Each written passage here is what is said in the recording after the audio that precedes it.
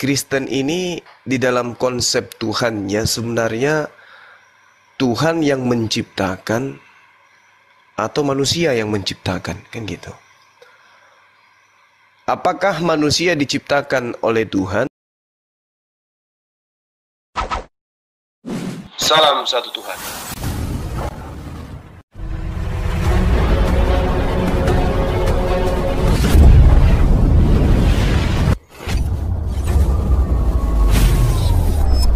Ya, pengantar ini singkat para sahabat. Dukung semua ya sahabat-sahabat kita channel Densa News Muslim. Di like, di subscribe, di share sebanyak mungkin untuk supaya mencegah sahabat-sahabat kita di luar sana tidak terpengaruh terhadap pemurtadan.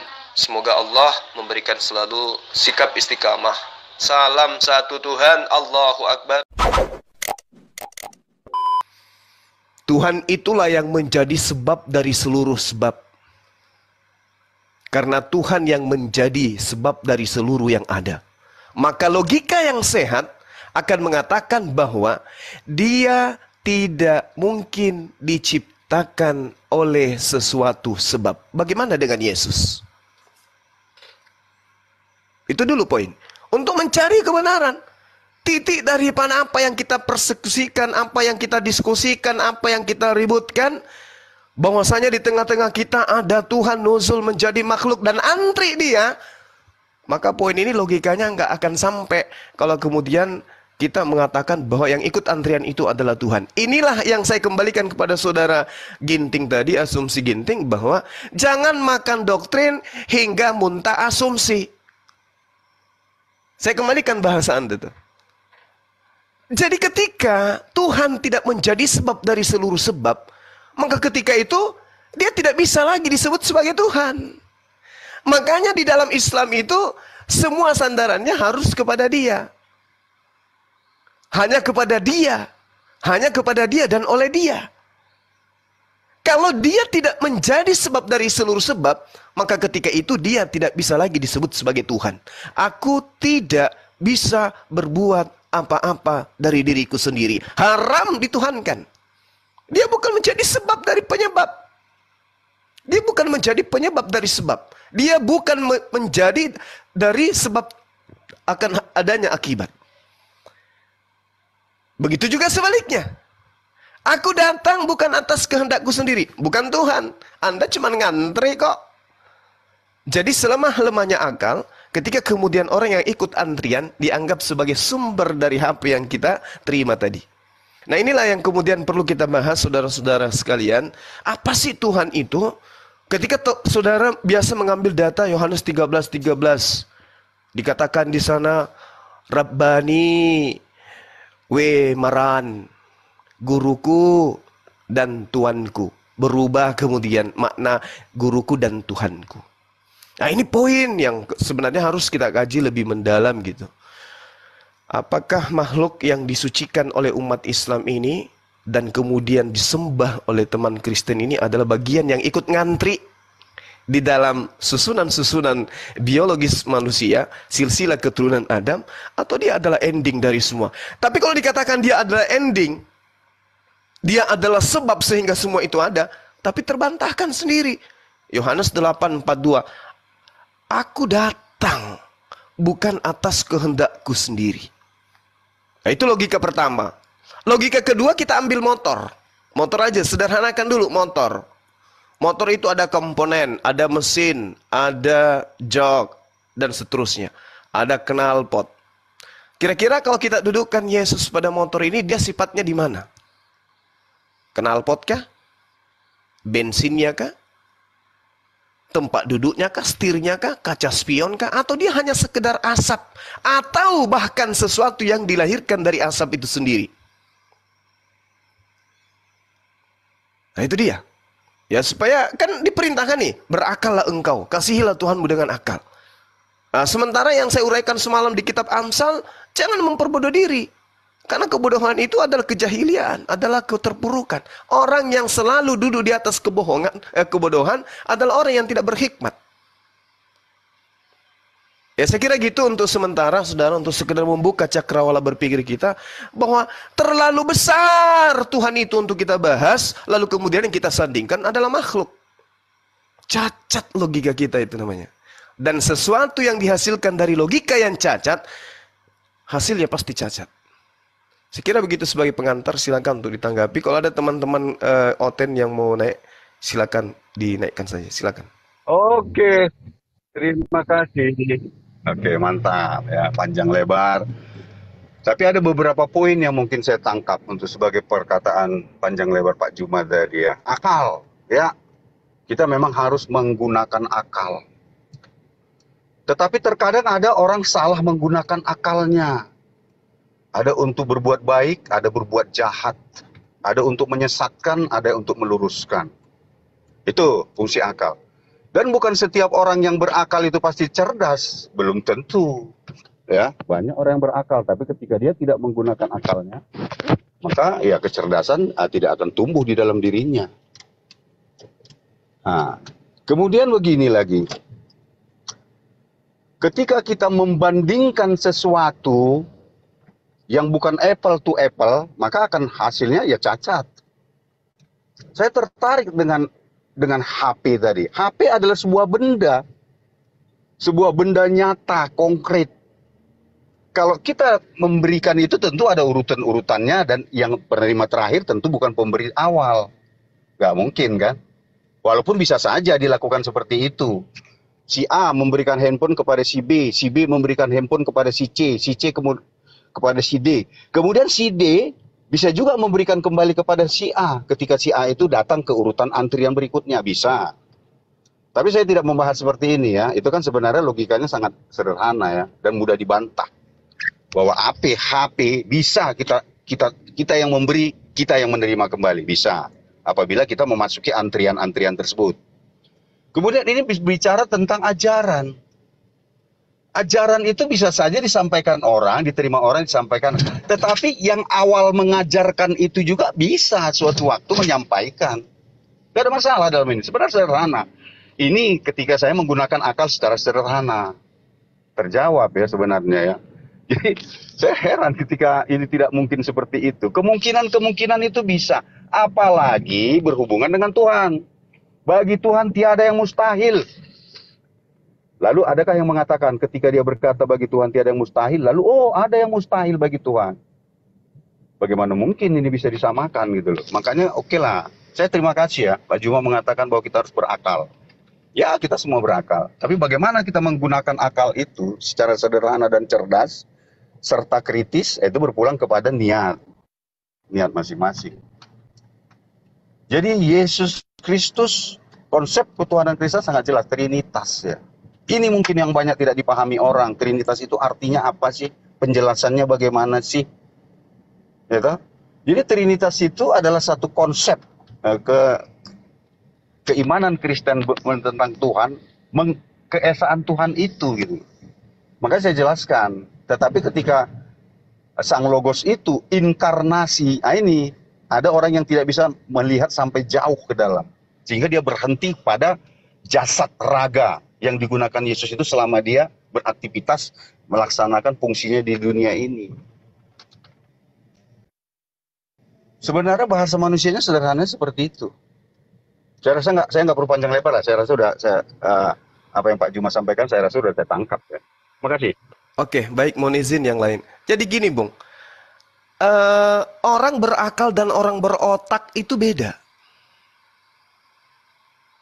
Jadi berotak belum tentu berakal. Tapi berakal sudah pasti berotak. Orang berakal itu bisa dilihat. Dari dimensi kekuatan dia berpikir, dimensi dari kebenaran dia berbuat, dimensi dalam dia menyampaikan pesan, dimensi dalam dia menelaah pesan. Karena akal itu sejatinya berasal dari bahasa Arab, akalah. Sesuatu yang menjadi deteksi rohania manusia, yang berfungsi untuk membedakan mana yang hak, mana yang batil, serta menganalisa sesuatu yang kemampuannya sangat tergantung dari sisi pengalaman, pelajaran, tingkat pendidikan, baik formal maupun informal, lalu kemudian bagaimana dia kemudian mengentaskan daripada apa yang dicerda. Itulah akal. Jadi sedapat mungkin akal ini adalah sesuatu yang bisa didefinisikan sebagai salah satu perangkat atau peralatan rohani yang dimiliki oleh setiap manusia yang berfungsi untuk mengingat, menyimpulkan, menganalisa, menilai sesuatu apakah itu benar atau apakah sesuatu itu salah. Itu akal. Jadi kalau ada sesuatu yang timpang, yang tidak benar tapi dibenarkan, itu akal-akalan jatuhnya. Bukan akal itu.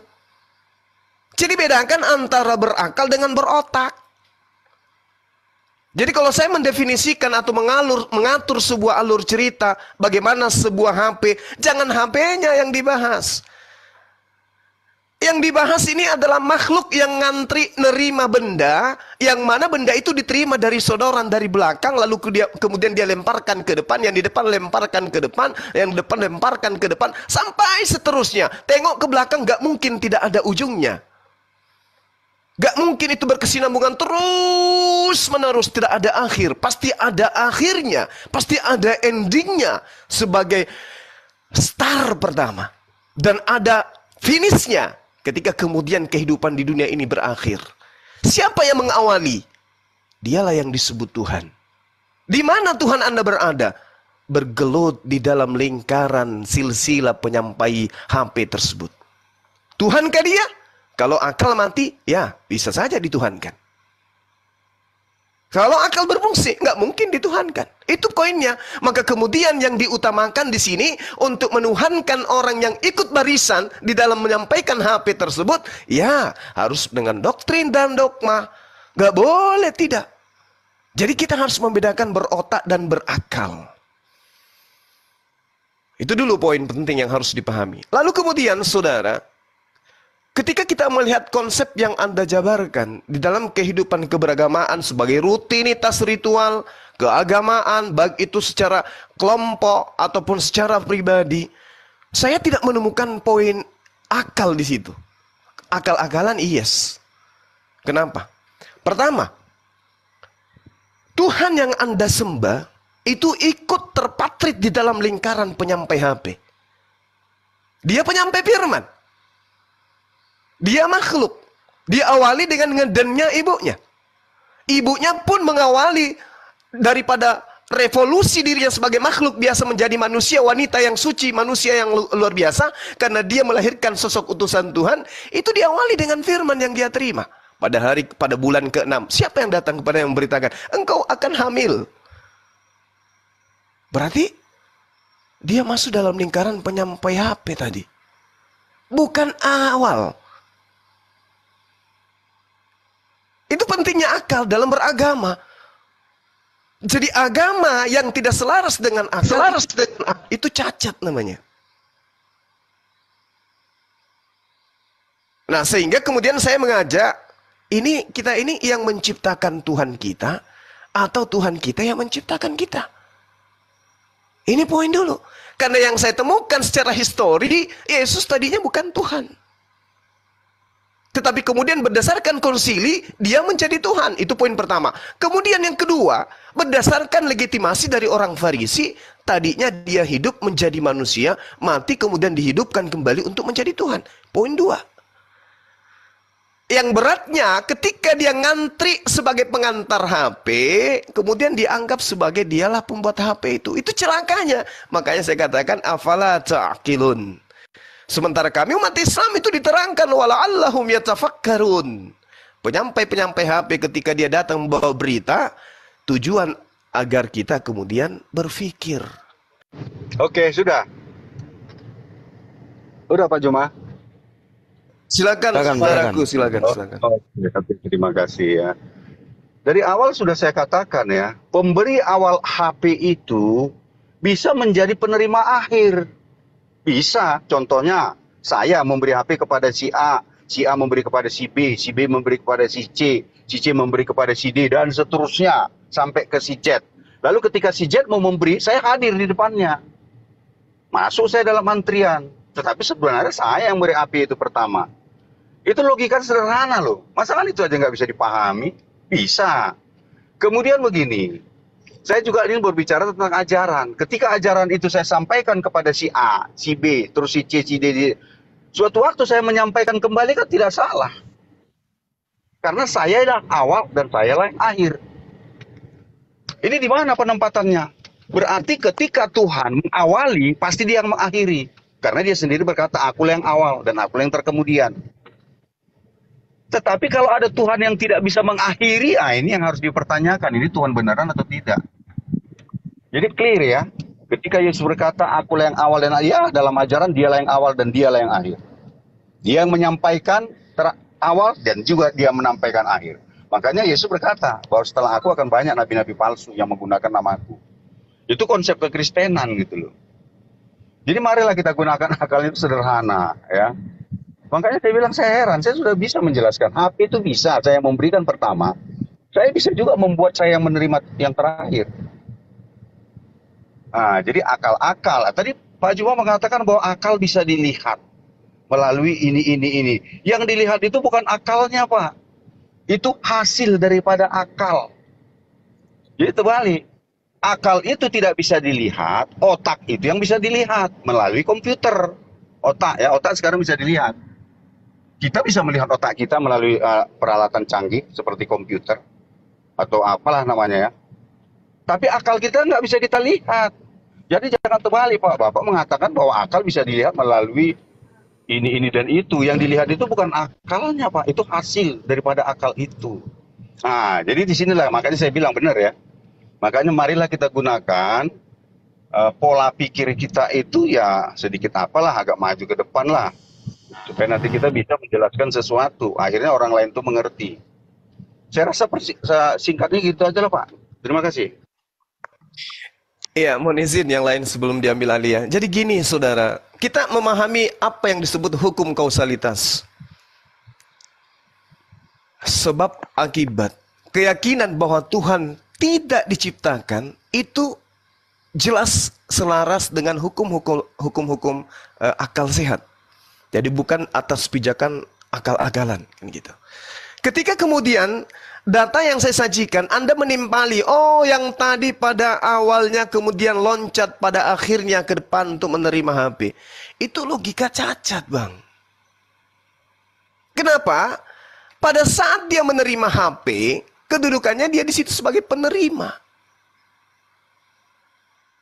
Berarti dia kehilangan posisi. Dia kehilangan posisi. Dia masuk menyamakan dirinya dengan penerima. Makhluk dia.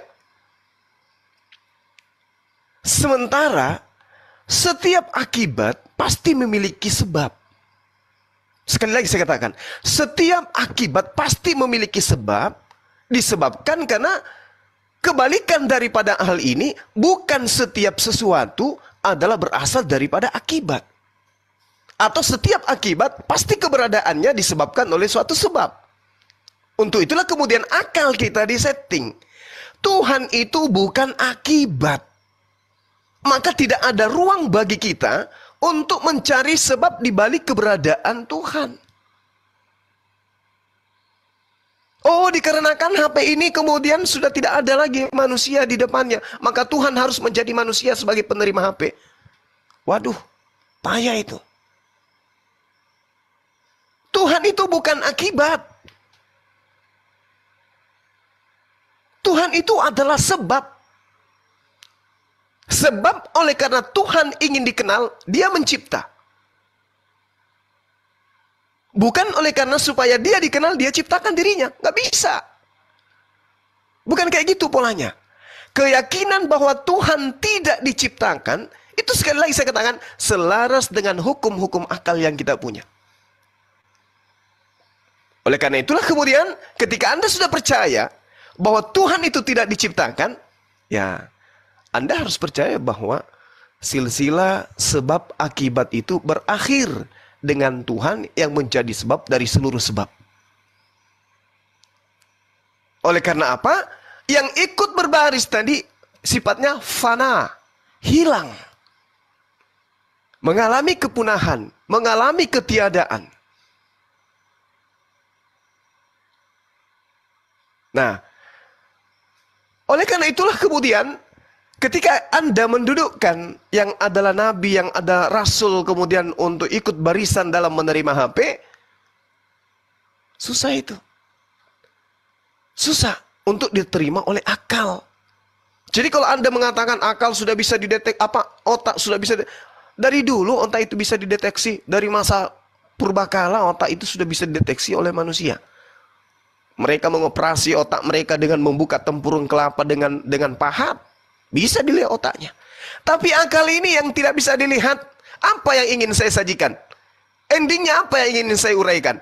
Bahwa orang pertama yang kemudian menyerahkan HP itu diilhamkan oleh akalnya.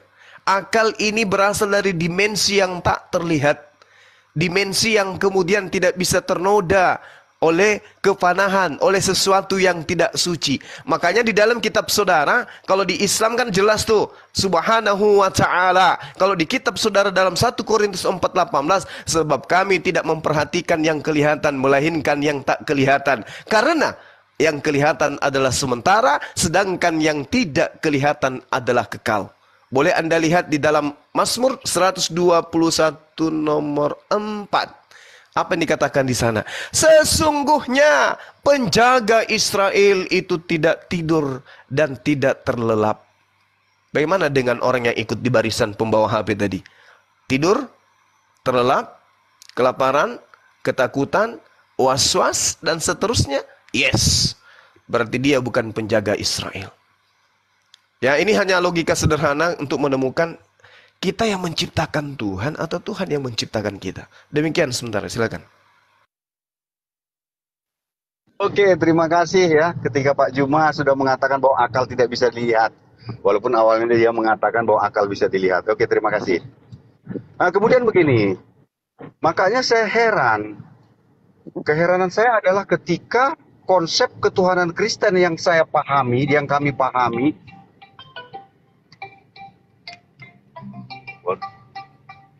Sebentar, saya ada telepon dulu sebentar, Pak ya. Ya, mungkin Selamat ada sore. teman yang lain, silakan.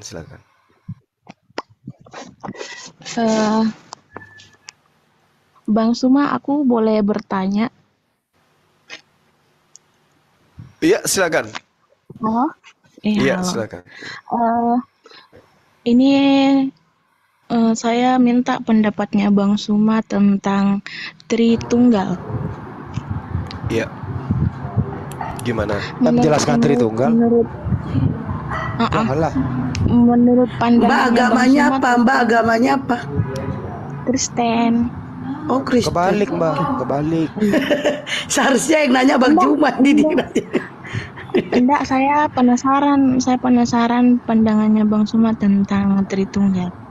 Gak apa-apa kan saya bertanya? Oke, Iya. gak apa-apa, silakan Guru Nda. Ayo. Iya, baik. Jadi kalau berbicara mengenai Tritunggal atau Trinitas, ini adalah doktrin. Di dalam kitab saudara, saya pernah membaca ada 3 yang bersaksi di surga. Itu 1 Yohanes 5 nomor 7 ya. Lalu kemudian, yang perlu saudara pahami di sini adalah doktrin Tritunggal ini bukanlah ajaran asli dari Yesus. Karena ajaran asli dari Yesus itu adalah ajaran tauhid. Menyeru Bani Israel untuk beribadah hanya kepada Tuhannya Abraham, Ishak, dan Yakub dan tidak menyekutukannya dengan apapun. Jadi konsep Trinitas atau Tritunggal ini, itu mohon maaf, itu berasal dari ajaran paganisme yang telah ada jauh sebelum Kristen itu menjadi agama resmi. Jadi dalam ajaran filsafat Yunani, pagan juga itu memiliki andil di dalam kemudian merusak tatanan kemurnian ajaran tauhid yang diajarkan oleh Yesus. Jadi kemudian Tritunggal itu nanti resmi di yang saya katakan tadi di abad keempat ya, abad ketiga ya, di konsili di tahun 325 Masehi. Kemudian Yesus itu resmi menjadi bagian daripada Tuhan. Sebelumnya dia bukan Tuhan. Oke. Nah, pandangan ini kemudian itu sangat tertolak. Tertolaknya di mana? Secara logika yang saya uraikan tadi. Kemudian secara data, diterangkan di dalam 2 Raja-Raja 19. Maka sekarang ya Tuhan, Elohim kami, selamatkanlah kiranya kami dari tangan dari tangan-tangan yang jahat, supaya segala kerajaan di bumi mengetahui bahwa hanya Engkau sendirilah. Nah itu, hanya Engkau sendirilah Tuhan. Yesaya 37 nomor 16. Ya Tuhan semesta alam, Eloh Israel, yang bertahta di atas kerubim, hanya Engkau sendiri Tuhan segala kerajaan di bumi. Engkaulah yang menjadikan langit dan bumi. Ayub 9 nomor 8. Yang seorang diri membentangkan langit dan melangkah di atas gelombang-gelombang laut.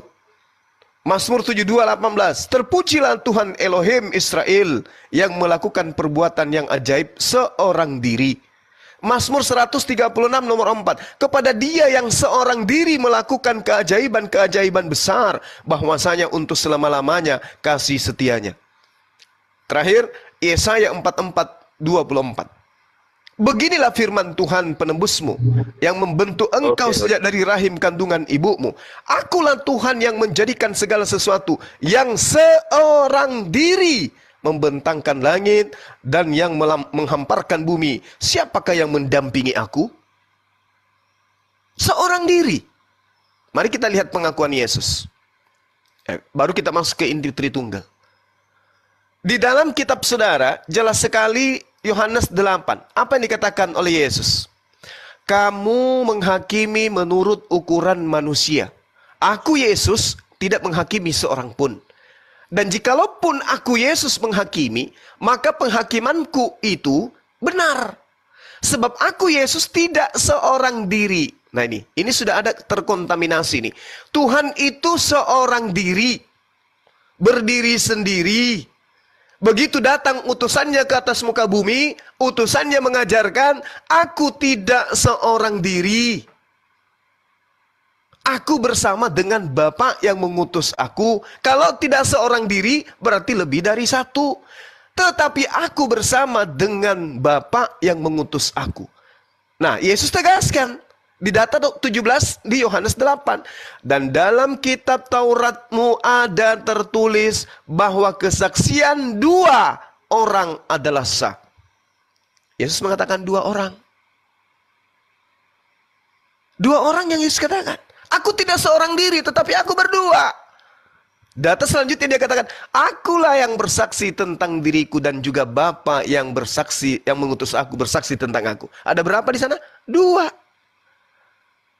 Adakah Tritunggal di sana? Tidak. Tidak ada Tritunggal. Kenapa? Yesus mendudukkan dirinya sebagai esensi yang berdua bersama-sama dengan Bapa. Kalau dia berdua berarti bukan tunggal. Sehingga ada istilah embel-embel tri. Apa itu? 3 oknum, 3 hakikat, 3 pribadi, 3 entitas yang kemudian dipaksa menjadi satu. Sehingga untuk mengimani ini logika harus dipensiunkan dulu. Tidak mungkin mengimani sesuatu itu satu tapi 3. Tidak mungkin mengimani sesuatu 3 itu tapi 1. Kecuali muncul istilah 100% Tuhan, 100% bukan Tuhan. Nah, Yesus gimana sifatnya? Iya, iman mengatakan dia 100% Tuhan. Fakta di lapangan mengatakan dia 100% bukan Tuhan. Tuhan memerintahkan untuk mengasihi Tuhan dengan akal. Tuhan menyatakan dirinya seorang, atau dia tauhid, seorang diri atau berdiri sendiri. Sementara Yesus yang masuk dalam runutan rangkaian Trinitas mengatakan bahwasanya aku berdua dengan Dia yang telah mengutus aku. Bang Suma banyak cerita. Bang Suma tidak tahu apa-apa. Oke. Tapi izinkan saya kemudian menyampaikan kebenaran berdasarkan sabda Yesus yang ada di dalam kitab saudara. Apa yang Yesus katakan? Hidup kekal itu adalah mereka mengenal Engkau satu-satunya Tuhan yang benar. Jangan dicampur adukkan dengan pribadi lain. Dia cuma satu, berdiri sendiri. Dan pada saat yang bersamaan, Yesus kudu wajib dikenal sebagai utusan tok. Jadi bagaimana mungkin kemudian utusan disandingkan kembali kepada Tuhan yang hanya satu-satunya seorang diri menciptakan langit dan bumi. Tiba-tiba ada anak Maria yang adalah manusia ikut nebeng di situ menjadi satu. Siapa yang memaksakan ini? Konsili gereja. Nah sekarang akal ini diketuk. Apakah kita mau menganggap orang yang ikut antrian penyampai HP ini sebagai pencipta?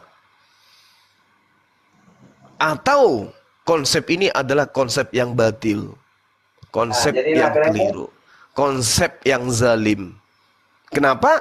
Yesus sudah memberikan tiket. Anda mau masuk surga? Mau memperoleh hidup yang kekal? Mau. Apa resepnya Yesus? Kenali Tuhan yang mengutus aku sebagai satu-satunya Tuhan. Selesai. Lalu Anda siapa? Kenali aku sebagai utusan Dia. Selamat dah orang itu? Ya selamat. Kata siapa? Yesus. Apa yang diperoleh? Hidup kekal. Bukan mati kekal. Mati kekal neraka, hidup kekal surga. Nah hidup kekal menurut Yesus apa kuncinya? Mengenal Tuhan yang mengutusnya sebagai satu-satunya Tuhan. Mengenal dirinya sebagai utusan Tuhan. Di mana itu distempel? Di mana itu diberi legitimasi? Di mana pemahaman itu berijazah? Di Islam. Hanya di Islam ajaran itu berijazah. Distempel dengan stempel tinta emas bahwa Tuhannya Yesus satu-satunya Tuhan dan Yesus adalah utusan Tuhan.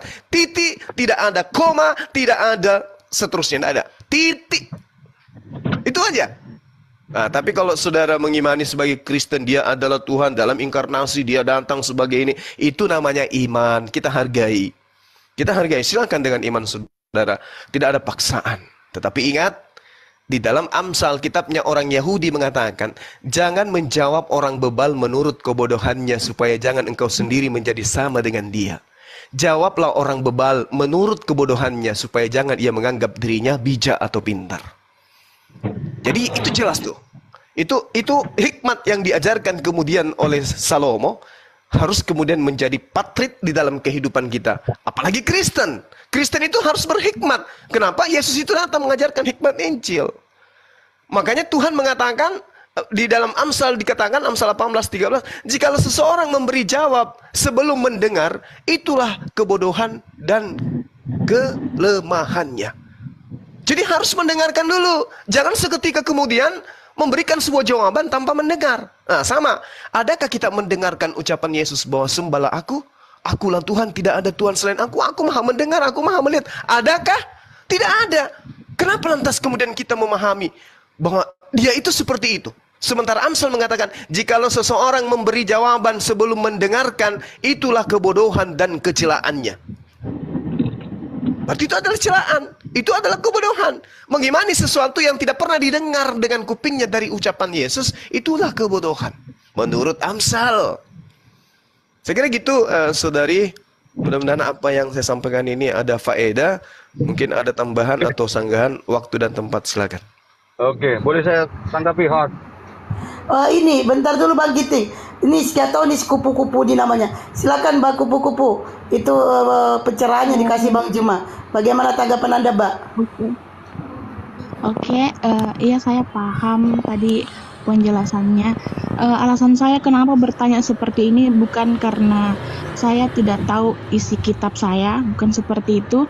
Cuman saya sedang mempelajari agama Islam dan kebetulan Bang Suma Islam, ya makanya saya ingin tahu pendapatnya Bang Suma karena saya juga sempat berdebat kepada sesama saya. Kami membahas tentang Tritunggal, makanya saya tadi bertanya tentang Tritunggal kayak gitu. Bukan saya tidak mengerti. Tadi banyak yang komen kayak gitu. Katanya saya tidak mengerti agama saya sendiri, saya tahu, cuman saya ingin tahu pendapatnya Bang Suma dan ya cukup jelas pendapatnya. Sebenarnya gini, kalau Mbak ingin belajar, katanya tadi mau belajar tentang Islam, seharusnya ditanya Islamnya Al-Quran gitu. Iya, tapi kebetulan kami berdebat masalah ini, jadi saya ingin tahu lebih. Oke. Sudah ada lagi yang mau ditanya ke Bang Juma? Cukup sih. Ya kalau mau ditanya lagi nggak apa-apa. Gurunda siap kok menerangkan. Cukup itu aja. Soalnya yang lain udah jelas. Oke ya. Oke lah ya, begini dia. Jadinya ketika Pak Juma menjelaskan Trinitas, sepertinya dia terbalik kalau menurut saya ya. Karena Trinitas itu bukan tiga menjadi satu, bukan seperti itu. Tetapi Trinitas itu ajaran, sebuah ilmuwan yang menjelaskan tentang yang satu itu dijelaskan memiliki tiga kuasa. Kuasa berkehendak, kuasa melakukan, dan kuasa hidup. Itu sudah berulang kali saya bilang. Tetapi kadang-kadang teman-teman menganggap bahwa Trinitas itu yang tiga dari antah berantah itu menjadi satu. Makanya saya bilang keliru dan terbalik. Itu ya. Nah, kemudian tentang Tuhan. Nah ini oke, saya ke situ ya. Apakah Tuhan menciptakan manusia atau manusia menciptakan Tuhan? Manusia tidak bisa menciptakan Tuhan. Tetapi manusia bisa menjadikan siapa yang mau dituhankannya. Gitu? Apakah dia mau menuhankan matahari? Apakah dia mau menuhankan batu besar? Apakah dia mau menuhankan pohon? Itu bisa saja manusia melakukan itu. Tetapi menciptakan tidak bisa. Gitu? Kemudian Tuhan juga bisa menyampaikan agar inilah yang kamu tuhankan, inilah yang kamu jadikan Tuhan. Gitu loh. Kenapa? Karena memang manusia banyak menyembah-nyembah. Tuhan itu artinya kan sesembahan ya, yang disembah. Jadi ada banyak manusia yang menyembah sesuatu yang diyakininya Tuhan, padahal itu bukan Tuhan. Bukan yang maha kuasa maksud saya ya. Ada orang yang menyembah, menuhankan benda-benda ataupun orang ya. Tetapi ternyata itu bukan yang maha kuasa, yang tidak bisa melakukan apapun. Gitu? Nah, kemudian berbicara tentang handphone tadi, saya sudah berilustrasi tadi, sangat menjelaskan. Ketika saya memberikan handphone kepada seseorang ya, kalau itu harus diedarkan, saya bisa menjadi yang terakhir menerimanya. Kenapa? Karena memang Tuhan itu adalah Dia yang menciptakan segala sesuatunya oleh Dia, dari Dia, untuk Dia. Itu kalimatnya ya. Jadi Tuhan itu menciptakan segala sesuatu itu dari Dia, oleh Dia, untuk Dia. Bukan untuk orang lain dan bukan berakhir pada orang. Segala sesuatu akan berakhir pada Tuhan. Makanya Dia mengatakan akulah yang awal dan akulah yang akhir. Akulah yang terawal, yang permulaan, akulah yang terkemudian. Marilah kita pahami kalimat ini gitu loh.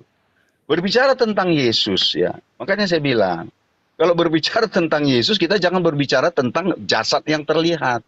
Saya sudah berulang kali menyampaikan ya, bahwa Yesus itu yang adalah roh, yang adalah logos, itu berdiam secara jasmani di dalam daging itu. Itu bisa kita baca dalam Kolose 2 ayat 9. Jadi kalau ada orang mengatakan bahwa Yesus itu adalah yang terlihat, itu saya rasa keliru dia. Kenapa? Karena yang terlihat itu daging, darah dan daging. Yang digunakan Yesus selama dia melaksanakan apa yang dikehendakinya di dunia ini. Jadi sangat clear ya. Lalu ketika Yesus berkata bahwa aku, ya memang makanya Yesus dan Bapa itu adalah satu kesatuan. Karena satu kesatuan di dalam yang satu itu, gitu loh. Jadi mungkin ya banyak teman-teman yang tidak bisa memahami ini, lalu hanya dia sampai pada batas tertentu berhenti. Padahal kalau Kristen tidak. Dia batasnya lebih jauh lagi ke dalam. Makanya memang kalau menurut saya pribadi jelas yang saya baca dalam Bible pun Yesus Sang Logos yang sejatinya itu tidak pernah terlihat. Kenapa? Karena dia berdiam di dalam jasmani itu. Bagaimana kita bisa melihat? Kita hanya melihat sesuatu yang dimana dia berinkarnasi. Saya rasa itu ya harus kita jelaskan. Jadi manusia tidak pernah menciptakan Tuhannya.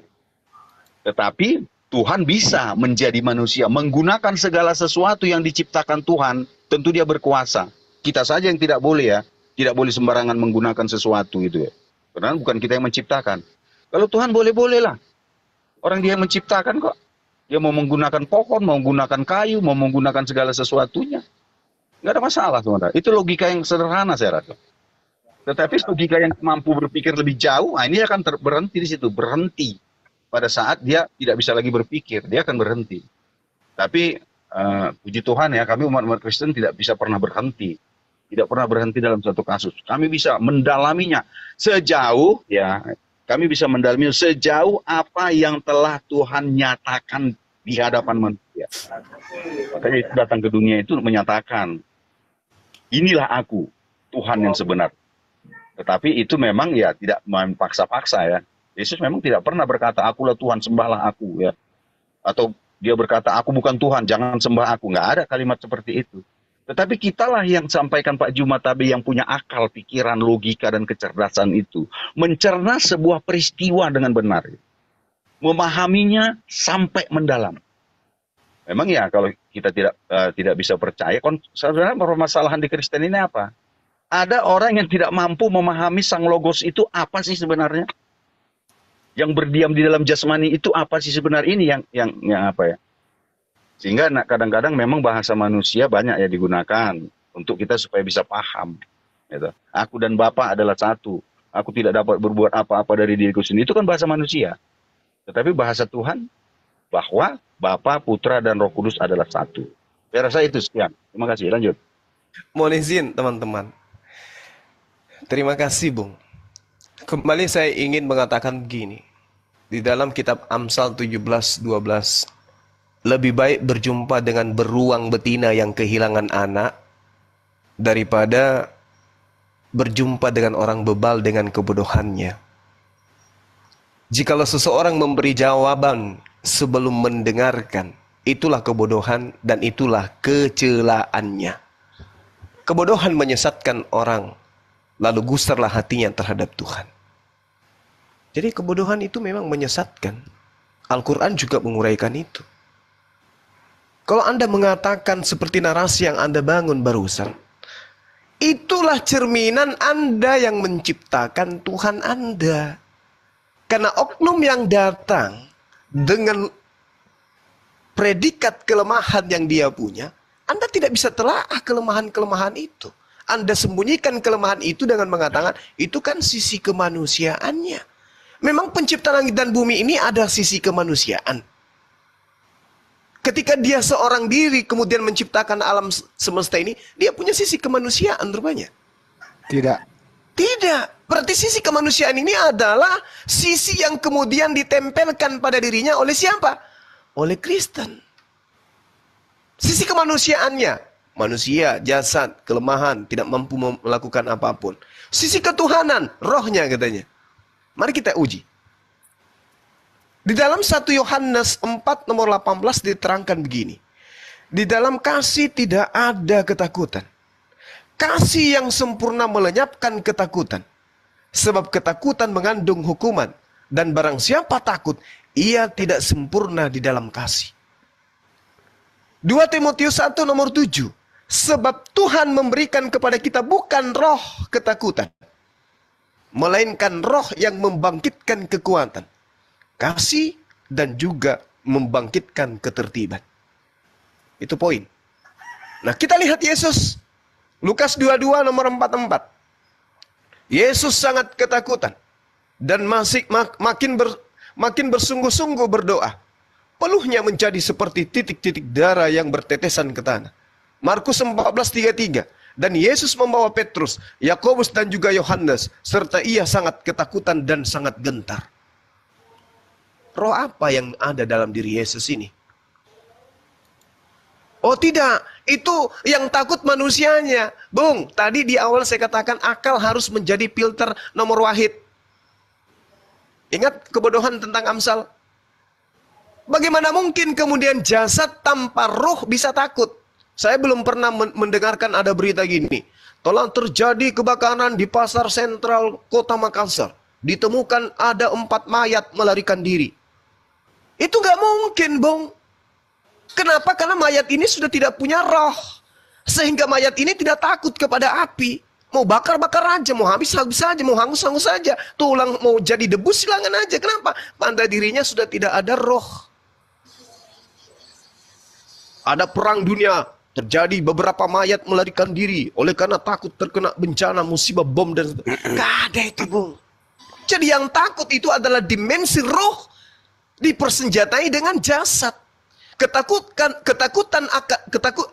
Roh tak takut akan keadaan itu berdampak kepada ciri-ciri yang ada pada biologi seseorang. Orang keringat dingin tangannya, orang kedinginan disebabkan karena rohnya lagi ketakutan. Ketakutan roh terbias daripada jasad. Yesus mengalami itu. Jadi roh yang ada pada dirinya itu apa? Roh Tuhan. Tuhan yang masuk ke dalam dirinya gitu. Wow. Inilah yang Itulah. saya katakan Kayak tadi. gitu. Jangan Anda membuat Tuhan pencipta langit dan bumi itu antri sebagai penerima HP. Anda ada pada kenyataan Anda menciptakan Tuhan Anda sendiri. Tidak ada kebenaran yang bisa ditemukan di situ. Kecuali doktrin dan dogma. Silakan. Oke, kembali ke HP ya. Saya sudah menjelaskan berulang kali. Saya pemberi HP bisa menjadi terakhir penerima HP. Itu masalah sederhana. Tapi ini mesti diulang Pak Juma, ya nggak apa-apa lah, mungkin beliau belum paham. Ya. Saya tegaskan sekali lagi. Saya yang mengawali memberi HP, bisa saya yang menjadi terakhir penerima HP. Itu bisa dilakukan. Dan bisa saya lakukan saat sekarang. Nah, jadi itu ya. Itu yang pertama. Bukan nanti itu ngerti. Kemudian tentang akal ya. Ya, kita memang harus berakal. Saya sangat setuju sekali. Oleh karena itu mari kita gunakan akal kita itu kira-kira yang cerdas dan kritis serta jujur. Nah, itu ya. Kemudian satu-satu yang saya sangat bersyukur kepada Tuhan, puji Tuhan ya. Ternyata sadar maupun tidak sadar Pak Juma sangat-sangat mengidolakan Bible. Sehingga nasihat-nasihat dalam Bible itu diambil oleh beliau. Digunakan dalam kehidupannya. Sehingga mungkin sebentar lagi dibaptis jangan-jangan. Enggak, ini seluruh aja ya. Tapi ini fakta nyata bahwa dari awal sampai akhir banyak narasi-narasi Bible yang diambil beliau menjadi sebuah referensi untuk menyatakan bahwa kita ini adalah seperti ini harusnya, seperti ini harusnya, seperti ini harusnya. Saya terima kasih Pak Juma tuh saat ini ya. Oke, itu poin yang kedua. Poin yang ketiga, Yesus ketakutan ya. Ini kan ketika si penulis melihat kondisi Yesus seperti itu, dia menarasikannya ketakutan. Apakah Yesus benar-benar ketakutan? Tidak mungkin. Di dalam kiprah yang tertulis tidak pernah Yesus merasa takut. Gitu. Dia hanya merasa sedih. Dan kalimat itu sebenarnya kalau bahasa aslinya seperti yang Pak Juma saya, dia merasa berduka, sedih. Bukan takut seperti melihat hantu atau takut mati, tidak. Bagaimana mungkin Yesus takut mati? Sedangkan dia sendiri sudah tahu ya, bahwa pada hari ketiga aku akan bangkit. Lalu bagaimana kita mengatakan bahwa dia itu takut? Hanya si penulis menarasikannya seperti takut. Ya. Jadi makanya kita harus berbicara jelas-jelas gitu. Orang yang akan tahu bahwa dia mati bangkit, bagaimana mungkin takut kepada kematian? Ini kan logika berpikir sederhana menurut saya. Makanya ketika ada sebuah narasi, kita harus ke belakangnya dulu. Loh, ini kenapa Matius mengatakan dia takut? Padahal selama ini Yesus jangankan bangkit dari kematian, meredakan lautan pun dia bisa, memberi makan 5.000 orang bisa, membangkitkan orang bisa, mati dia bisa. Ya, tentu dia juga sudah berkata bahwa dia akan bangkit pada hari ketiga. Berarti kematian itu hal-hal sepele. Karena kematian itu sebenarnya apa sih? Kalau kematian di dunia ini hanya perpisahan jasmani dan rohani. Tidak ada lebih dari itu. Gitu. Oleh karena itu, mari kita pahami, saya berulang, kita pahami Yesus itu dengan sebenarnya, Pak. Bukan hanya yang terlihat. Ya. Janganlah menilai sesuatu itu dengan hanya yang terlihat saja, atau menghakimi segala sesuatu itu dengan yang terlihat. Tapi hakimilah dengan adil. Nah, itu tertulis dalam Yohanes 3:24 ya. Oleh karena itu, terbenturnya seseorang menyimpulkan sebuah kebenaran ketika dia tidak bisa menghakimi dengan benar, mengadili, memutuskan dan menyimpulkan dengan benar. Saya rasa itu Pak Juma. Terima kasih.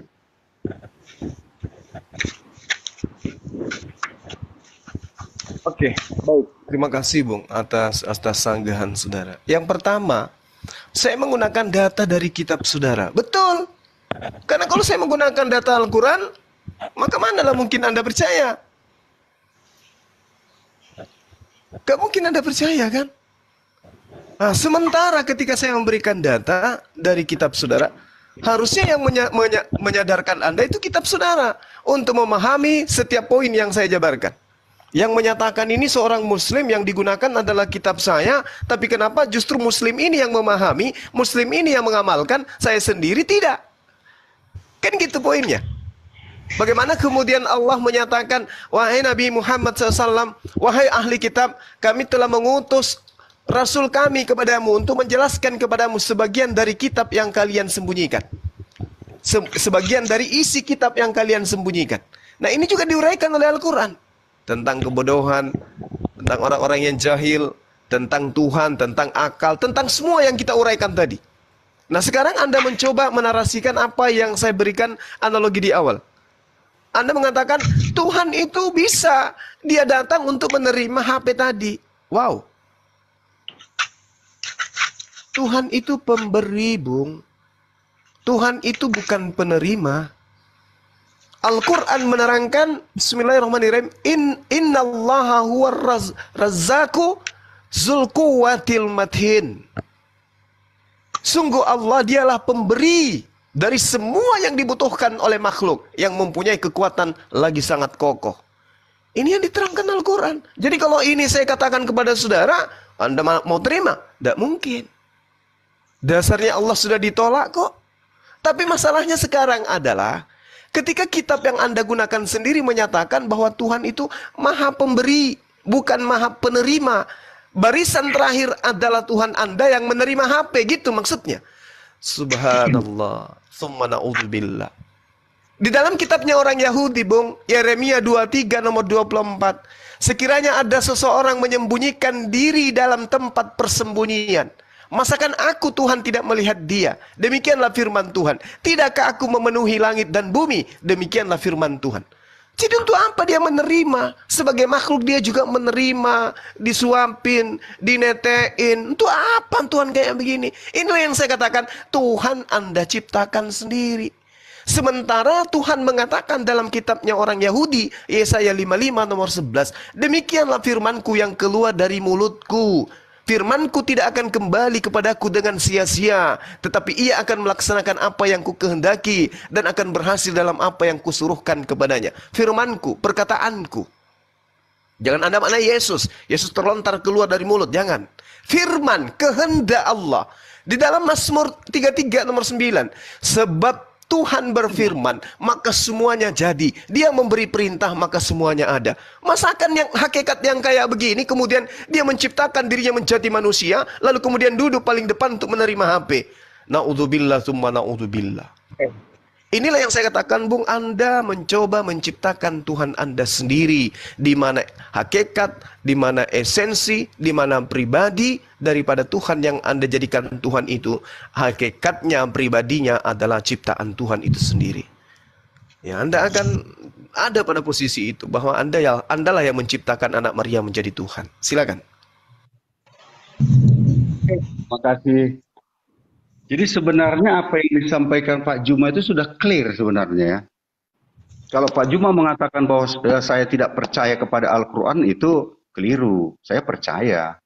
Di mana di Al-Quran dituliskan bahwa Isa lahir di sebelah timur kota Yerusalem. Saya percaya itu.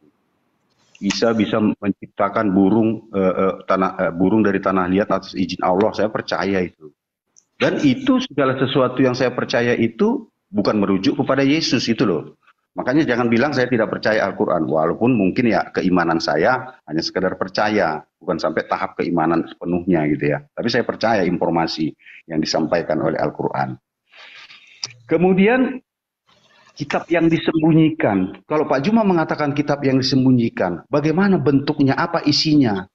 Kalaupun kitabnya tidak dapat, setidak-tidaknya isinya itu harus bisa dijelaskan dong. Supaya orang tahu bahwa benar ada yang disembunyikan. Dulu tertulis begini-begini, kenapa sekarang tidak tertulis lagi? Nah itu kan, kenapa kalimat itu kalian sembunyikan? Tapi sampai sekarang pun tidak ada informasi seperti itu yang mengatakan. Hanya dikatakan yang disembunyikan. Apa yang disembunyikan itu? Kitab, oke kitabnya udah disembunyikan. Lalu isinya apa? Kan isinya kan bisa saja diucapkan walaupun dia tidak bisa disembunyikan ataupun disembunyikan gitu ya. Saya sudah sampaikan dari awal ya. Bahwa Tuhan melakukan segala sesuatu oleh dia, dari dia, untuk dia. Berarti dia mengawali, dia mengakhiri. Kalau seperti yang Pak Juma sampaikan tadi itu sepertinya Tuhan hanya mengawali saja. Bukan dia yang mengakhiri. Ini kan jadi lucu kan? Kalau menurut saya ya. Saya sudah berulang kali, dia yang awal dan dia yang akhir. Artinya apa? Dia mengawali, dia mengakhiri. Saya rasa di Al-Quran juga tertulis ya, di Al-Hadid 5, ya, 3 ya. Dia yang mengawali, dia mengakhiri gitu loh. Jadi bagaimana kita katakan bahwa Tuhan tidak mengakhiri? Ini kan nanti nggak nyambung gitu kan. Kemudian ini satu contoh ya. Bahkan di dalam Yesaya 55 ayat 11 juga dikatakan bahwa segala sesuatu yang berasal dari Tuhan akan kembali kepada dia gitu. Firman-Nya tadi. Kan jelas kan? Jadi kenapa kita bilang tidak dia yang mengakhiri? Mengakhiri. Dalam setiap pekerjaan di semesta raya ini, Tuhan yang mengawali, pasti Dia yang mengakhiri. Demikian juga ketika menyampaikan ajarannya. Dia yang mengawali menyampaikan, kemudian juga Dia yang akan mengakhiri menyampaikan. Kan kayak sebenarnya. Disuapi, diteteki, bahkan buang hajat dan sebagainya, tidur ya dan sebagainya. Makanya saya bilang, ketika untuk memahami sejatinya Yesus Sang Logos yang sebenarnya itu, kita harus paham yang mana. Saya sudah berulang kali mengatakan, Sang Logos sejatinya itu adalah yang berdiam di dalam jasad itu. Jasad itulah yang membutuhkan makanan, minuman, ya, tidur dan sebagainya. Kenapa ini harus dilakukan? Apakah Tuhan tidak bisa membuat jasad itu tidak makan dan bisa besar? Bisa. Tetapi agar tidak terjadi polemik-polemik di tengah masyarakat, maka jasad itu disesuaikan Tuhan dengan kehidupan manusia yang lain, gitu loh. Ya toh? Nanti kalau dia nggak makan-makan, nggak minum-minum, orang akan heran. Ini apa ini?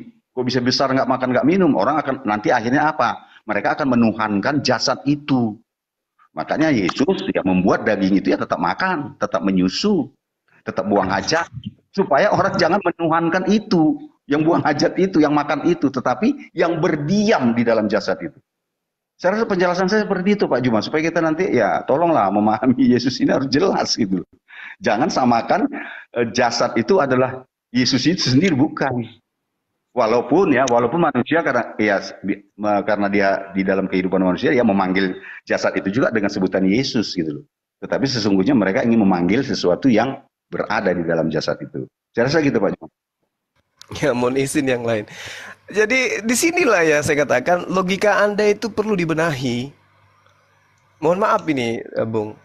Anda mengatakan Yesus tidak mungkin bertumbuh tanpa makan, tanpa minum. Apa sebabnya? Ya jangan sampai manusia menuhankan manusia, kan gitu. Anda sudah ibarat kata Anda meludah, menghadap ke atas, jatuhnya tepat sekali di mata Anda sendiri gitu loh. Jangan sampai katanya orang itu menuhankan. Lah yang Anda lakukan sekarang apa? Oh tidak, kami tidak menuhankan. Loh, Yesus bangkit, jasadnya mana? Jadi Tuhan dia. Di mana dalilnya? Selamat siang. Roma 14. Sabar Bang. Roma 14 nomor 9. Jasadnya sudah menjadi Tuhan juga. Jadi kalaupun kemudian alasan Anda itu bisa dibenarkan dengan logika sehat, dia tidak bertumbuh tanpa makan dan seterusnya, agar manusia tidak menuhankan jasadnya. Fakta endingnya kemudian dia jasadnya pun menjadi Tuhan. Ya sama aja. Orang yang menuhankan jasadnya Yesus dengan orang yang tidak menuhankan jasadnya Yesus, bedanya apa? Toh jasadnya Yesus sekarang sudah menjadi Tuhan juga. Gak ada bedanya. Yang menjadi pembeda di sini adalah akal dan akal-akalan. Makanya saya sangat tertarik dengan pernyataan saudara saya. Orang yang makan doktrin muntah asumsi. Dari tadi Anda berasumsi ria. Anda kemudian mendudukkan Tuhan yang mengawali, Tuhan yang mengakhiri. Tapi Tuhan itu tidak menciptakan dirinya untuk mati di paling terakhir. Tuhan tidak menciptakan dirinya untuk menerima dari manusia. Tuhan itu maha memberi. Tadi sudah kuberikan datanya di kitab saudara, di kitabnya orang Yahudi, dan di kitab kami umat Islam. Tuhan itu maha pemberi, bukan menerima. Jadi dia mustahil duduk di antrian terdepan. Yang dikatakan Tuhan mengakhiri, dia yang membinasakan segala apa yang telah ia ciptakan. Yesus pun dibinasakan. Dia jabatannya pun akan dikembalikan kepada Tuhan. Tugas yang diberikan kepada Yesus, kuasa yang diberikan kepada Yesus itu akan dia kembalikan kepada Tuhannya, sebab dia adalah makhluk. Dia adalah ciptaan, dia adalah manusia. Kemudian tadi Anda bertanya, apa yang disembunyikan? Kitab mana yang disembunyikan? Ketika Al-Quran mengatakan, ya halal kitabi qad ja'akum rasuluna yubayyinu lakum katsiran mimma kuntum tukhfuna minal kitabi wa ya'funa an katsir. Apa yang disembunyikan? Loh, Anda mencari sesuatu yang disembunyikan, kan lucu. Tanya kepada ahli kitab, mana kitab yang diajarkan oleh Yesus? Tunjukkan. Yang kalian terjemahkan ke dalam bahasa Septuaginta itu mana? Yang kalian terjemahkan ke dalam bahasa Yunani itu mana? Sebab Yesus datang menggunakan bahasa Aram. Yunani itu adalah terjemahan. Mana? Kok Al-Quran bisa mengatakan disembunyikan? Kalau hari ini ada pengajaran dalam bentuk bahasa Aramaik dan itu datangnya dari Yesus, ada legitimasi dari Yesus, ini kitab, ini Injil, tolong sampaikan kepada seluruh makhluk. Injil ini, kuberikan kepada ini, dan dia memberikan legitimasi, itu jelas akurat. Berarti Al-Quran salah. Tapi kan faktanya tidak. Nah, ketika Anda mengatakan apa isinya bagian dari disembunyikan, Al-Quran menjelaskan, walamma ja'a Isa bil bayyinati qala qad ji'tukum bil hikmah wali ubayyina lakum ba'dal ladina takhtalifuna fi fattaqullaha wa atiun. Isa mengajarkan di dalam kitabnya, pengajarannya agar Bani Israel mentaati dirinya. Makanya dikatakan dalam kitab saudara, hidup kekal itu adalah mereka mengenal Yesus yang engkau utus. Aku mengenal muridku, muridku mendengarkan aku, mereka mengikuti aku, mereka mendengarkan aku dan mengikuti aku. Jika engkau percaya kepada aku, maka engkau akan melakukan pekerjaan-pekerjaan yang juga aku lakukan. Berarti Yesus minta ditaatin. Fattakullah, bertakwalah kepada Allah dan taatlah kepada aku. Itu yang diterangkan Al-Quran As-Zukhruf ayat 63. Sekira begitu, Bung. Ya, panjang lebar sudah kita diskusi ini terkait dengan logika, berpikir, akal, dan kemudian apakah kita yang menciptakan Tuhan atau Tuhan yang menciptakan kita. Netizen sudah bisa memetik daripada dialog ini bahwa ada di antara dua agama yang menciptakan Tuhannya sendiri. Demikian, standby. Oke, terima kasih ya. Oke, Pak Ginting, mungkin bisa Bentar, bagi Pak. waktu Saya sedikit sama Pak penyebar itu ya, karena dia minta ngomong mungkin tadi. Bentar lah, ini kan saya tanggapi nanti baru di situ dia Pak. Supaya nanti saya tidak lupa. Ya, bentar Pak penyebar, Pak Ginting dulu nanti dikasih waktu ya. Silakan Pak Ginting. Ya. Gini, logika tidak bertumbuh. Saya rasa logika saya bertumbuh Pak. Ya, bertumbuh dari anak-anak, dewasa sampai sekarang ya, sampai punya anak lagi. Bertumbuh. Kalau tidak bertumbuh tentu saya tidak bisa berbicara seperti ini menurut saya. Karena waktu anak-anak saya tidak bisa bicara, tapi bertumbuh. Kemudian sudah saya katakan, yang menuhankan jasad itu siapa? Tapi Pak Juma senantiasa menggiring bahwa jasad itu juga dituhankan. Ini problemnya. Saya sudah mengatakan berulang kali, saya tidak pernah menuhankan jasad itu. Jasad itu hanyalah sebuah media agar manusia bisa melihat pekerjaan Tuhan di bumi ini. Itu pahami dulu. Saya bilang Tuhan itu berdiam secara jasmani di dalam jasad itu. Kok ini nggak Pak Juma abaikan? Ya toh? Tolong dong diterima kebenaran itu dengan benar ya. Kemudian pemberi, Tuhan itu pemberi benar. Kan sudah saya katakan, dia yang mengawali pasti dia yang mengakhiri. Karena dia yang awal dan dia yang akhir. Tapi Pak Juma kan tidak seperti itu. Taunya Tuhan itu yang awal, yang akhirnya siapa? Apa setan? Kan nggak mungkin, tentu Tuhan. Apa manusia yang akhir? Tidak. Kalau Tuhan yang awal, pasti Tuhanlah yang akhir. Maka dia disebut yang awal dan yang akhir. Bahkan di dalam Al-Quran juga dituliskan, dialah yang awal, dialah yang akhir. Lalu kalau dia tidak ada akhirnya gimana? Berarti dia tidak merujuk kepada Al-Hadid ayat 3. Nah, itu perhatikan nanti Pak ya. Kemudian yang diciptakan, ya, kan sudah saya bilang, yang diciptakan itu jasad yang digunakan Yesus selama dia di dunia. Jasad itu yang diciptakan. Makanya jasad itu harus disesuaikan dengan kehidupan manusia. Supaya tergenapilah dia menjadi manusia. Tetapi menjadi manusia ini bukan Yesus itu berubah jadi daging, bukan. Tetapi perpaduan antara sang logos terhadap jasmani. Maka orang-orang menyebut itu sebagai manusia. Itu bahasa dunianya, bahasa manusianya.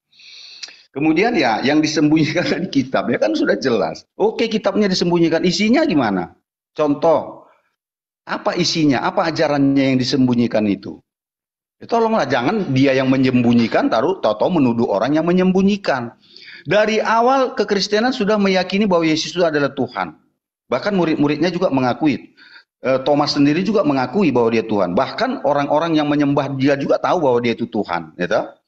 Tetapi yang menyembunyikan bahwa Yesus itu Tuhan siapa? Hanya satu. Kalau di dalam Matius 4 ayat 10 sangat jelas ayat 7 ya. Bahwa hanya iblislah yang berusaha untuk menyatakan bahwa Yesus itu tidak Tuhan. Dengan mencobai dia gitu. Memang Tuhan memberikan ya kesempatan untuk dicobai iblis supaya terbukti ya. Akhirnya iblis pergi dan mengakui bahwa Yesus Tuhan. Sehingga pada suatu waktu Yesus itu bertemu di Gerasa itu, maka dia berkata, Apa urusanmu dengan kami? Apakah engkau ingin menyiksa kami belum pada akhirnya? Siapa yang menyiksa manusia? Siapa yang menghakimi manusia? Ya Tuhan. Dan iblis sendiri mengakui bahwa Yesus itulah yang akan dia menghukum dia pada hari akhir. Satu yang terakhir, poin terakhir. Bahasa Aram. Ya oke. Sangat-sangat setuju. Terima kasih Pak Juma ya. Kalau Pak Juma mengatakan bahwa Yesus bahasa seharinya bahasa Aram. Ketika bahasa Aram itu diterjemahkan menjadi dalam bahasa Yunani, itu benar. Penulis menerjemahkan, dia akan menerjemahkan bahasa Aram itu ke bahasa Yunani. Saya rasa Al-Quran juga demikian. Ketika Allah Subhanahu wa Ta'ala menyampaikan perkataan Musa kepada Nabi Muhammad, dia juga menggunakan bahasa Arab. Masalahnya di mana? Musa kan tidak pernah berbahasa Arab. Tetapi narasi-narasi Musa di dalam Al-Quran disampaikan Allah kepada Nabi Muhammad itu berbahasa Arab. Ya sama juga dong, menerjemahkan artinya kan. Saya rasa itulah penjelasan kita. Jadi kita berbicara itu sebenarnya ya agak-agak kritis lah ya memahami itu. Ya menerjemahkan siapa saja bisa Pak Juma. Allah sendiri menerjemahkan bahasa Ibrani yang digunakan Musa diterjemahkan ke dalam bahasa Arab untuk disampaikan kepada Nabi Muhammad. Tujuannya apa? Agar Nabi Muhammad itu mengerti. Ya kan? Karena di dalam surat 14 ayat 4 itu ya kan, kenapa harus dengan bahasa yang dimengerti manusia? Ya harus begitu. Saya rasa begitu Pak Juma. Terima kasih. Iya, jadi gini, kembali kepada tema sebelum ke teman yang lainnya. Logika yang tadi saya katakan, ada manusia awal yang memberikan HP kepada manusia yang ada di depannya. Ini manusia loh. Manusia awal yang membuat HP itu dengan apa? Dengan akal. Akalnya dari mana? Apakah dari dirinya sendiri? Bukan. Lalu dari siapa? Nah, kita bingung. Dari bapaknya, oh berarti dia bukan manusia pertama. Dari kakeknya, oh berarti dia bukan manusia pertama. Lalu dari mana ilham itu? Itulah yang disebut Tuhan. Orang ini mampu menciptakan HP disebabkan karena Tuhan yang memberi ilham kepadanya untuk berkarya dan mencipta. HP yang sudah dibuatnya ini, itu dia tidak terima dari kakeknya, dari tetangganya, dari siapapun. Tapi dari Tuhan, Tuhan yang memberikan dia ilham. Yang tak terlihat itu yang memberikan dia ilham, itulah yang disebut Tuhan. Dia tidak menerima HP dari siapapun, tapi dari otaknya. Otaknya tidak mampu kemudian membuat apapun, tapi karena akalnya. Akalnya bukan ciptaan dia, tapi dari esensi yang tak terlihat, itulah dimensi Tuhan. Lalu bagaimana dengan akhirnya? Anda seakan-akan orang yang membuat HP tadi lari ke depan. Tak! Duduk paling depan menerima HP. Itu akal-akalan, Bung. Itu sesuatu yang tidak bisa diterima oleh akal sehat. Kenapa? Orang yang memberi HP tadi itu sudah punah. Karena dia adalah makhluk ciptaan. Meskipun dia yang awal menciptakan HP tadi. Tapi dia tidak meniru dari orang lain. Dialah yang membuat pertama kali. Dikarenakan ilham dari dimensi yang tak terlihat itu tadi. Yang muaranya disebut dalam agama Tuhan. Itu logikanya, Bung. Jadi ketika Anda kemudian mengatakan, oh Tuhan sendiri yang akan membuat dirinya sebagai yang akhir. Kagak begitu, itu bukan ruang lingkup Tuhan itu. Itu dimensi ciptaan. Nah, sehingga Tuhan tidak mungkin diciptakan.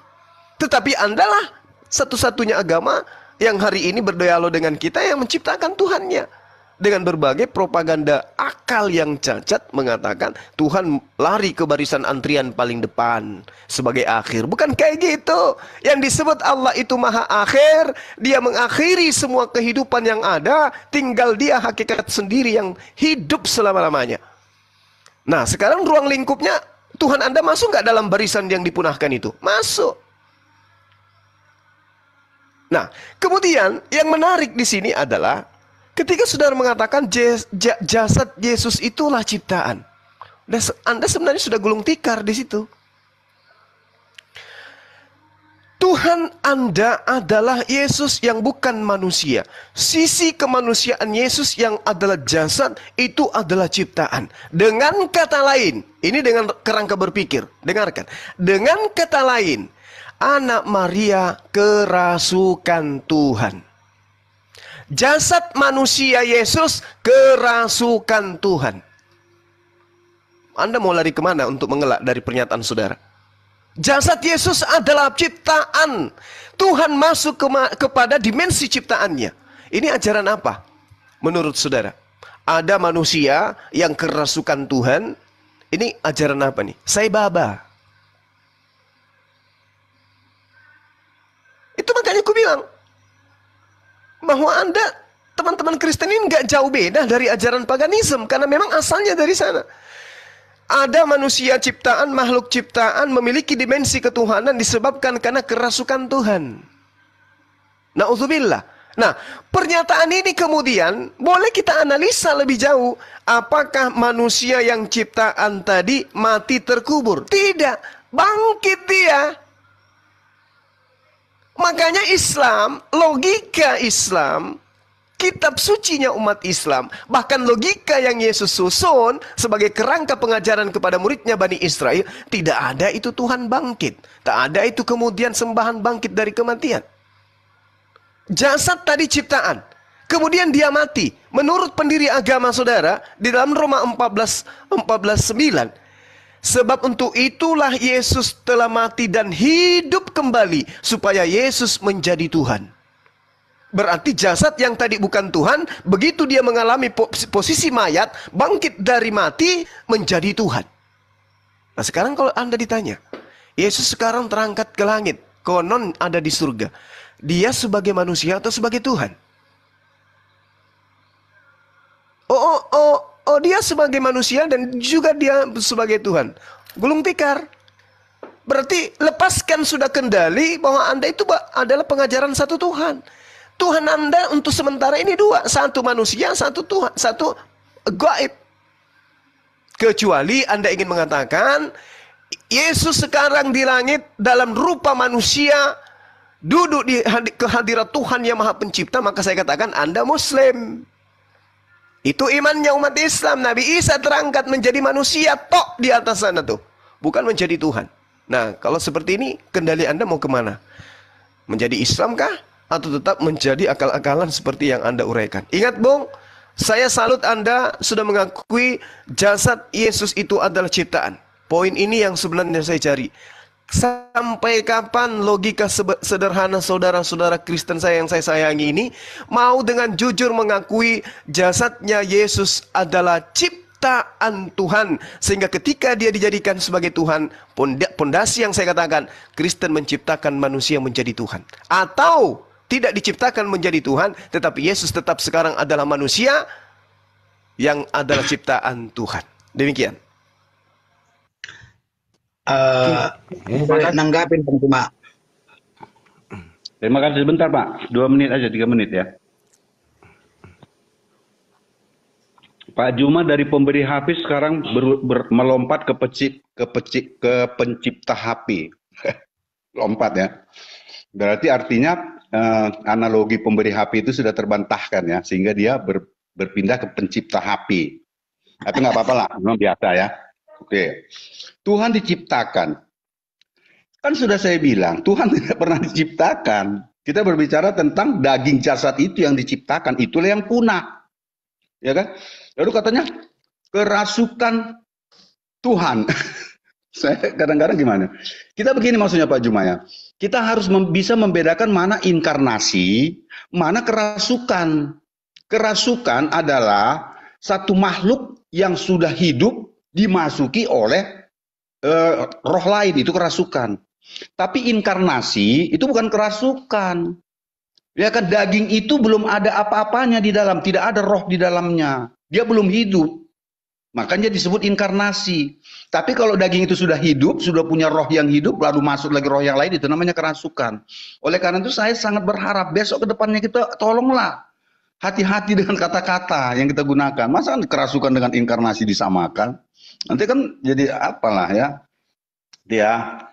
Kemudian Roma 14 ayat 9. Saya terima kasih sekali Pak Juma banyak menghafal puji Tuhan ya, banyak menghafal ayat-ayat Bible. Artinya bahwa ternyata Bible itu firman Tuhan karena mudah dihafal ya. Makanya seperti teman-teman muslim kan mengatakan, kenapa Al-Quran itu mudah? Karena itu firman Tuhan. Benar. Ternyata Pak Juma juga bisa menghafal Bible. Berarti itu secara tidak langsung mengakui bahwa ya Bible itu firman Tuhan karena mudah dihafal. Kenapa saya bilang mudah dihafal? Karena banyak sekali. Bahkan kalau kita terus terang ya, mungkin saya 1/10 lah apa yang dihafal Pak Juma. Yang bisa saya ingat. Dan saya tidak hafal lagi. Kalau beliau ini kan hafal, letter lead-nya, titik komanya hafal. Kenapa? Ya karena itu firman Tuhan berarti yang dihafalnya itu. Sehingga dia bisa ya. Kemudian telah mati dan hidup. Ya, telah mati. Mengapa disebut telah mati? Dari awal kan sudah saya katakan ya. Bahwa kematian di dunia ini adalah perpisahan antara roh dan jasmani. Itu namanya mati. Tapi bukan akhir segala-galanya. Hanya peristiwa perpisahan. Jadi ketika Yesus yang adalah roh, sesuai dengan Yohanes 4 ayat 24, meninggalkan jasmani itu, maka orang-orang melihat itu peristiwa kematian. Lalu bagaimana tentang kebangkitan? Ketika sang roh itu, sang logos itu masuk kembali ke dalam jasad itu, di mana jasad itu tidak ada juga rohnya ya, sehingga nanti tidak kita katakan kerasukan. Jasad itu sudah tidak aktif lagi gitu. Dimasuki inkarnasi lagi, maka akan menjadi hidup kembali. Jadi itu sebenarnya hanya di sini ini kan bahasa manusia, ya bahasa manusia untuk menjelaskan sebuah peristiwa supaya dia mengerti, memahami. Oh begini loh maksudnya. Cukup 2 menit loh, saya hitung. Tapi kalau ada orang yang tidak bisa mampu memahami ini, ya itu bukan masalah di Kristen, itu di masalah mereka. Kalau kami mampu, enjoy. Jadi Bang Juma, aku takutnya nanti Bang Juma ini jadi error karena dipaksakan mengimani ajaran Kristen itu secara logika, sementara dia mengimani ajarannya secara iman. Sekarang saya tanya, logika Anda bagaimana menjelaskan Nabi Baginda itu bisa membela bulan? Aduh, Bapak lari konteks ini. Baginda itu bisa membela membela bulan. Ini bukan topiknya itu, Pak. Bapak. Ya, artinya Jawab gini, aja, Pak. Menjawab aja dulu, gitu loh, Bapak ini. Takutnya nanti, takutnya nanti Kenapa Bapak nggak bisa menjawab, Bapak ini? Pak penyebar, Bagian kita apa ya? kita tidak di sini hanya bisa menjawab, tidak boleh bertanya. Boleh Bukan bertanya. gitu loh, tapi Pak ini bukan Ginting. topiknya itu. Bukan topiknya kan gitu, Bukan topiknya. maksudnya, gitu loh. Bagaimana kalau kita bahas saja oli bekas? Pindah topik kan? Ini topik apa, ngomong apa ini orang ini? Iya. Ya udah Bang Juma dulu luruskan baru saya deh. Soalnya Bang Juma Silakan, di training Luna. tadi. Bang Juma dulu. Baru Ya, saya. jadi gini Bung, terkait dengan bulan terbelah itu kan sains pun bisa menelaah itu adalah sebuah kejadian. Sekarang masalahnya adalah bukan Rasulullah yang membelah bulan. Allah yang memperlihatkan mukjizatnya. Itu loh. Yang disebut wakil Tuhan, apapun bisa dia lakukan. Wakil Tuhan, Pak. Jadi Iya, tapi pemahaman kalian itu semua saya Dengerin dulu tanya, Bapak. Dengerin dulu. Udah kerasukan diskusi nih orang. fokus ini, Bapak ini. Iya, iya. Jadi gini Pak, bagaimana kemudian seorang apa istilahnya ya, peneliti modern yang kemudian berasal dari Badan Antariksa Amerika itu memberikan sebuah hasil penelitian melalui satelit bumi ya, menemukan adanya garisan yang mengatakan bahwa memang bulan ini pernah mengalami pemisahan gitu Pak. Itu sains yang menemukan itu, bukan internal Islam. Itu dulu. Kita pindah ke nanti kita bahas secara menyeluruh itu terkait tema ini. Nah, kembali kepada apa yang disajikan oleh saudara saya tadi. Kerasukan itu adalah makhluk yang dimasuki atau kemasukan makhluk lain atau roh. Itu tidak disifati daripada Yesus, kata saudara. Jadi Yesus itu adalah bukan manusia, tetapi dia adalah ciptaan. Ini logika Anda ini yang saya uraikan, ini logika Anda ini. Jadi dia bukan kerasukan, tetapi dia adalah inkarnasi. Maksudnya Tuhan menciptakan Tuhan, kemudian dia masuk ke dalam Tuhan. Itu kan yang Anda mau? Karena tidak mungkin Anda mensifati inkarnasi itu sama seperti babi ngepet. Sabar. Nggak, Kan Pak hanya Juma, ada dua, Bung. Janganlah. Hanya ada dua, Bung. Hanya ada dua. Bang Juma Jangan tolonglah. dipotong Yang tidak dong. saya narasikan, jangan dinarasikan. Enggak. Ini poin daripada narasi Anda. Anda mengatakan Yesus itu adalah ciptaan. Biologisnya adalah ciptaan. Tetapi Anda membantah dia tidak kerasukan Tuhan. Berarti jika demikian, Anda tidak mau Yesus itu kerasukan Tuhan, tapi Anda mengatakan dia adalah ciptaan. Berarti yang menjadikan dia Tuhan adalah manusia, yang bukan Tuhan menjadi Tuhan adalah Anda. Saya bantu Anda untuk menguraikan apa yang Anda sampaikan barusan. Yesus adalah manusia, jasadnya adalah ciptaan, tapi pada dirinya ada dimensi ketuhanan. Apa yang Anda bisa jabarkan di sini? Artinya Yesus yang adalah ciptaan menjadi Tuhan karena dia kerasukan atau kemasukan atau diilhami Tuhan di dalamnya. Ada Tuhan masuk ke dalam dirinya. Nah, kalau Anda mengatakan itu, oh salah, berarti sama sifatnya babi ngepet. Manusia membuat dirinya menjadi babi. Tuhan membuat dirinya menjadi manusia. Sama seperti babi ngepet.